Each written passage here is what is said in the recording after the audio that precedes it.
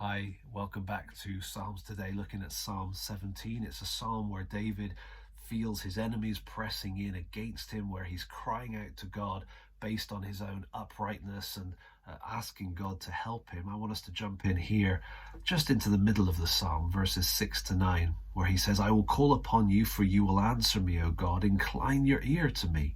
Hear my words. Wondrously show your steadfast love, O Saviour of those who seek refuge from their adversaries at your right hand. Keep me as the apple of your eye. Hide me in the shadow of your wings from the wicked who do me violence, my deadly enemies who surround me. Interesting how he uses here terminology of God that is very physical. He's talking to God who is spirit, right? God is spirit.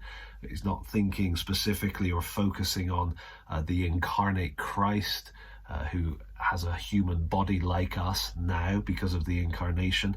No, he's talking to a God who is spirit, and yet he says, your ear and your right hand and your eye and your wings.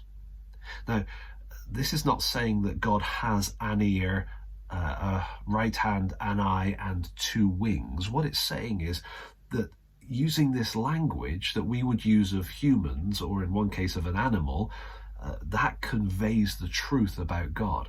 The truth is what it's communicating.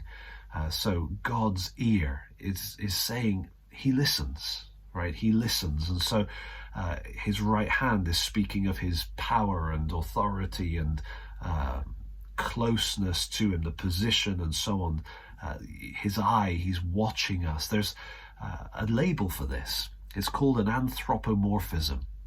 It's from a Greek term, don't worry about it too much, but anthropo means man or human. Morphism comes from the idea of a form, so in the form of man. It's language that uses form of man type of terminology to communicate a truth about God. Interesting, by the way, I looked this up because I was intrigued by the phrase, the apple of your eye. Apparently, I'm not certain if this is true, but I did read it, that the apple of your eye is actually an English phrase that isn't there in the Hebrew. It's in the Hebrew kind of the little person of the eye. The idea being that in the pupil, the black bit of the eye, you get a reflection. If you look really closely what that person's looking at, there's a sort of reflection there. And in English, that has been captured with the idea, the apple of your eye, something really precious. In the Hebrew, it's the little person of the eye. That is, God is attentive. He's watching, and David is right there. He sees him. And so there you have 1, 2, 3 anthropomorphisms, and of course humans don't have wings, and so that's a zoomorphism. Don't worry about the title, but just notice how the language is used to convey truth about God. And as you notice that, you can then start to see the application. We'll stay right on this slide just to think about the application of this psalm. If God is a God who inclines his ears, who hears, then we can call upon him and ask him to hear what we have to say.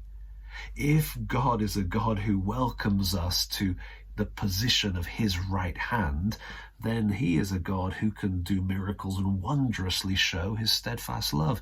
If God keeps us as the apple of his eye, if God hides us in the shadow of his wings, then we have security. We can cry out to him and trust him despite what the wicked and the deadly enemies are plotting against us. So really encouraging, even just looking at this little part of Psalm 17, to see this language used of God, language used to convey truth about God, which then implies the application that's right there, the application that David made based on those truths. So take a look at the rest of the psalm and these verses again as well. Read the whole thing and let the psalm be a blessing to you. And then let's think how we can let it be a blessing to others. Can you share it with someone? Can you text a verse? Can you bring it up in conversation?